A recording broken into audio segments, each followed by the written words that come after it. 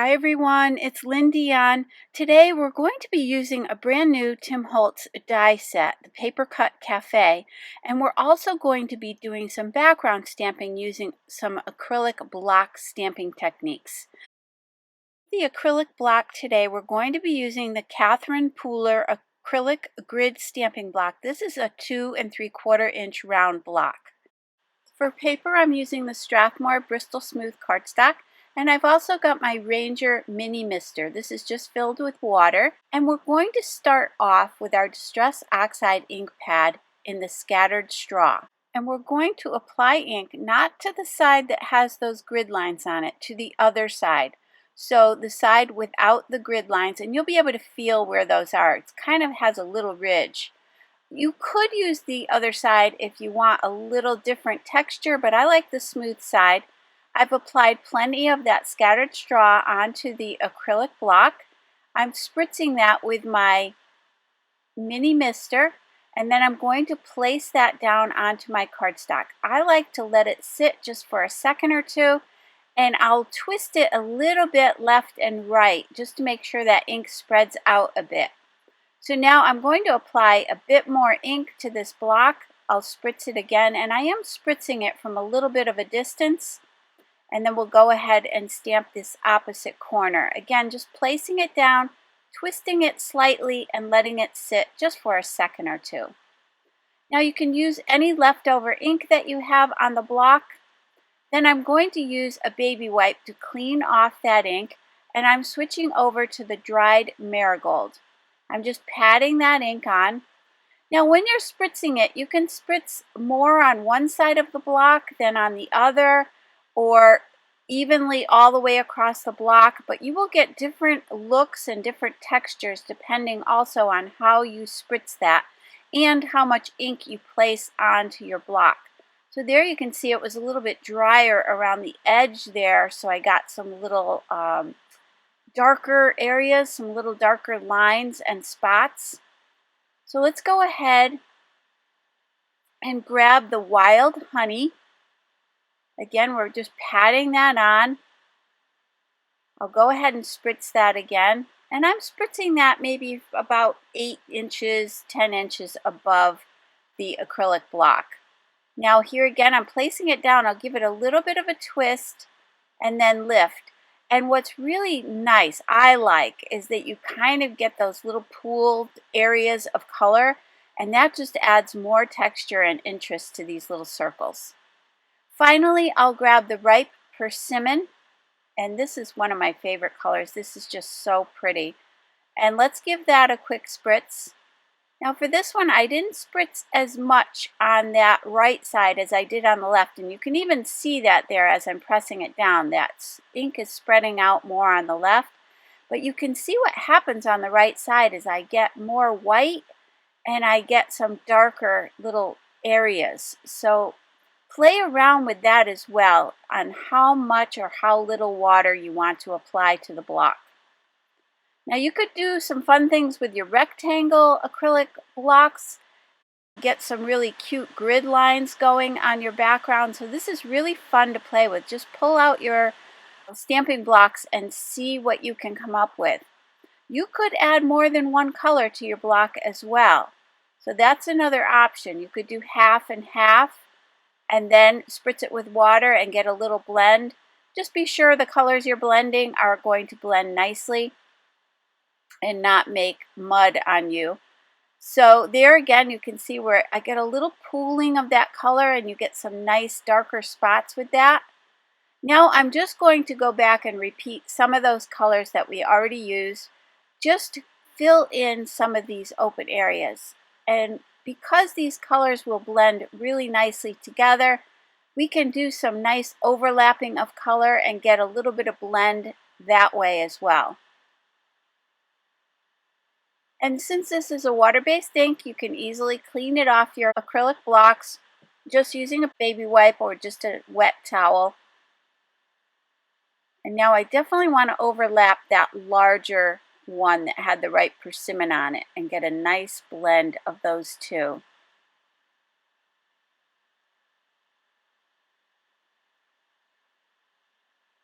Now you can leave as much or as little white space as you like. Here I'm going to fill in a little bit of that white area.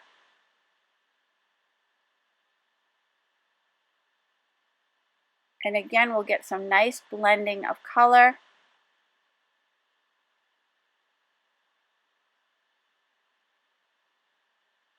And then going back to that wild honey to do this bottom right-hand corner.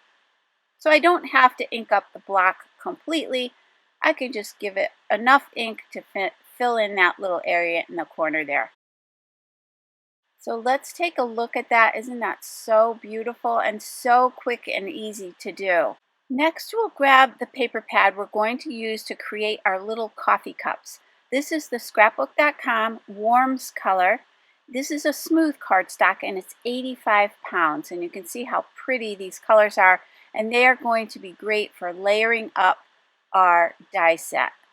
But first, let's take a look at the Tim Holtz Sizzix Thinlits Papercut Cafe. And you get all of these fantastic little coffee mugs, and you get the little saucers for the mugs, as well as some steam coming out the top. And I've just lined these up so you can see all the variety of cups. And this is cup number 4, layer number 2. And this is cup number 4, layer number 1. So they're clearly labeled. This is cup number 4, layer number 3, and then this will be the coffee inside the mug, so that's layer number 4. And they're all labeled exactly the same way, so you really can easily put these together. So again, taking a look at that smooth cardstock that we looked at earlier, it had 4 different shades of these yellowy orange colors. I'm going to grab 3 of those for my layers.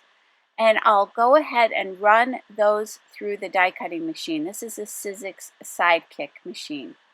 So these papers work perfectly for layering up our cup with all the dark and light colors that we need to create dimension and interest. Now for glue, I'm using the Stamperia matte glue. This dries with a matte finish. It won't have that shine that glues sometimes have when they dry. Even though they dry clear, they have a little bit of a shine. This won't have that. So here's the first layer. I'm layering on the second layer, and I want to show you can see the lines exactly where you need to layer these up. You can see the little score lines. I hope you can see that. And so it's really quick and easy to put these together. And you can see how pretty this combination of paper colors are going to work with this layering. You could certainly use your ink pads to do your layering. Whatever you prefer, you could use your watercolors or your Copics, so you decide, but I just wanted to make this pretty simple, so I grabbed this little paper pad. And here you can see I'm adding layer number 3. I'm just following the score lines that are right on the die. And then I'll go ahead and pop that coffee right inside the mug, and it will fit perfectly inside there. And I just want to clarify that the cup we're using today is cup number 5. So that's how easy these are to put together. I went ahead off camera and put all of those together. Now I've got the steam, and for the steam I'm using 2 different shades of gray, and these are from the Lawn Fawn collection. I'll show you that here in a second. And again, it's clearly labeled steam number 1 and steam layer number 2. So let's go ahead and die cut those. And I'll quickly show you that the 2 grays came from the Lawn Fawn Cardstock Neutrals collection. And you can clearly see the little embossed lines that we're going to follow when we glue this down. Now I made 3 of everything. We don't need 3 in the end. I just used 1 on the front of the card, but I did make an extra couple of them because I may be placing 1 on the inside of the card when I stamp the sentiment, and possibly 1 on the envelope. So you just need 1 for the card. Go back to that same die set and create the little saucer for our cups, and you have a couple different choices here. And these dies are clearly labeled for the layering with those numbers, just like I showed you earlier. I selected this one that is a little bit more of a rectangular shape. I went ahead and die cut those and assembled those off camera. And here's how those will layer up. Now going back to the background that we created, I'm going to cut this down just a bit. This will measure 4 inches by 5¼ inches.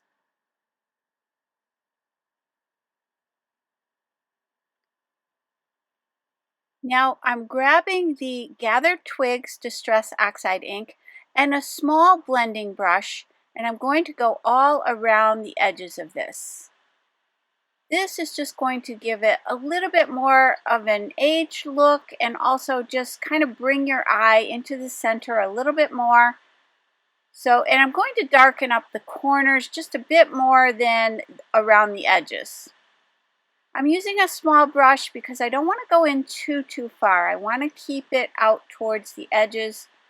And again, just darkening up those corners.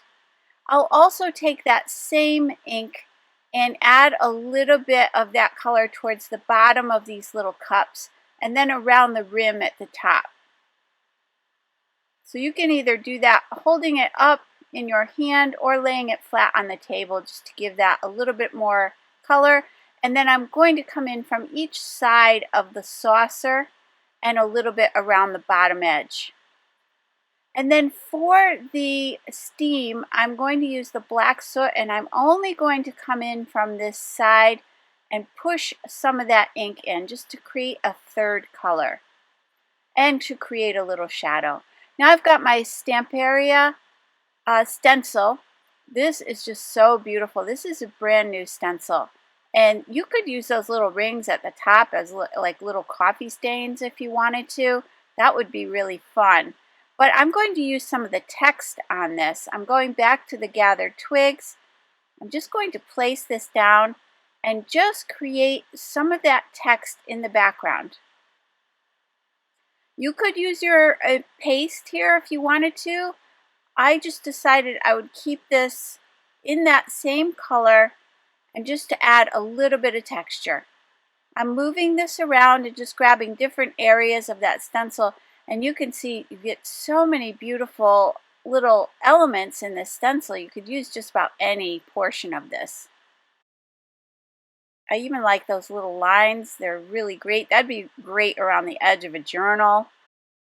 Got the Tim Holtz Sizzix Thinlits Vintage Labels. And we're going to grab that one there. And you can see on the packaging where you can ink these up, you have that wide edge that's going to create like an embossed area around this label so you can ink it up with your ink pads. We're not going to do that today, but these are all the labels you get in this set. So this is a great go-to set for your sentiments. But we're going to use it today as a little dimensional item on our card. So let's grab the Miss T rulers. You get 2 in this set. These are these small T rulers, and they're perfect for card making. And what I want to do is line up this vintage label, and I'm trying to keep it an equal distance at the top and the right hand side. I want to make sure it's nice and straight. We're going to be die cutting this out, but then we're going to place it right back in. I really just wanted to get that beautiful texture around the edges, and I hope you can see that there. Let me ink up around the edges with the Gathered Twigs, and I'll show you that again so that you can get a little better look once it's inked up of that dimension that we're going to get on this little label. And that'll pop right back into place. I'm going to add a little bit more of a darker color right on those 4 corners, and hopefully you can see that beautiful score line all the way around. So before we pop that into place, let's go ahead and create another layer to our card. This beautiful paper is from one of the Tim Holtz Idea-ology paper collections. Let me give you a quick look at that. This is called Backdrops, and this is volume number 5. And look at these beautiful papers. These are double-sided papers, and there you can see there's 2 sides to each of the pages. Let me give you a quick look just because I don't think the packaging does justice to how these really look. I just think these are gorgeous. The hard part is deciding to cut into the paper because both sides are just so pretty. That one would have been pretty with today's card as well. You even have a few maps that's from like a music concert hall. This is an entertainment bulletin, so it's really fun. I love just the vintage look of these and all the text and dimension that you can get for your cards and your journals. And there's a little map there. So I went ahead and added some glue to this entire panel, and I cut that paper down to 4 1/4 by 5 1/2, the size of a standard A2 size card. And now I'm grabbing some 3D foam tape, and I'm going to place it all across the back of this label. And you do want to make sure you pop this up really well. So I'm going to apply plenty of this adhesive. And then to remove that backing on the tape, I'm using this Cricut weeding tool. What I do is I press it down first, and then I use that little pokey end of the tool to pick this up. I've been having some good luck with this because sometimes, if you're like me, I know I have a hard time getting that backing off sometimes. So this has been working quite well. So now I'm going to make sure I line this up the same way that I popped it out, and I'll press that down into place. And now that's just going to give us some added interest and dimension right here on the front of the card. So I've got my Doc Martens bleed-proof white ink. I'm placing a little bit of that on my glass media mat. I'm spritzing that with a little bit of water. We're going to go ahead and spatter this entire front of the card. That's again just going to tie everything together. We're going to do a little bit more spattering here, so let's let that dry for a second or two. And then I've got the metallic pastel accents. These are from Prima, and you can see you do get a nice small brush with this set, and lots of these colors would work. That really pretty bright yellow would be great, but I'm going to go with this softer kind of golden tone. I'm spritzing a little bit of water in there, and then I'll pick up some of that ink with the brush, and then I'm going to spatter this entire panel again. Once that's dry, I'll give you a closer look at how pretty that is. So this cardstock is the Distress Kraft Heavystock from Tim Holtz, and it is super heavy. I'm not sure what the weight is, but it is very thick. And I've cut a piece 4 1/4 by 11 inches. I'm scoring it at 5 1/2 inches. And I'll press that out with my bone folder. That'll give us a top folding A2 size card. Now I've got the velvet trims. These are the warm colors from the Tim Holtz Idea-ology collection. And all three of these I thought were just beautiful. But I did decide to go with this one that's a little bit more of a mustardy tone. But any of those three would work just great. And then what I'm going to do is take some of my red line tape, and I'll place some on the back. This is a super strong adhesive. So I'm going to just cut a few little pieces. This ribbon will be going along the left-hand side of our card. So there again, I'm going to use that tool just to pull up that backing and just pressing it with that weeding tool first with the flat side of that, and then picking it up with the pokey end of the tool. So now I'm going to just wrap this velvet ribbon from front to back. And then I find the easiest way to tie a knot sometimes is just to cut a separate piece of your ribbon.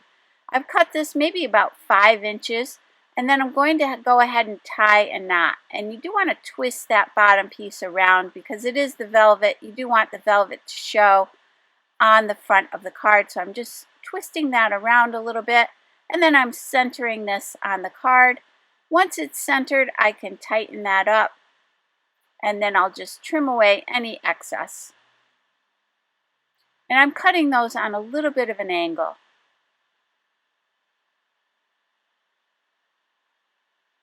So here, I'll give you a little closer look. You can see some of that pretty metallic spattering in the background.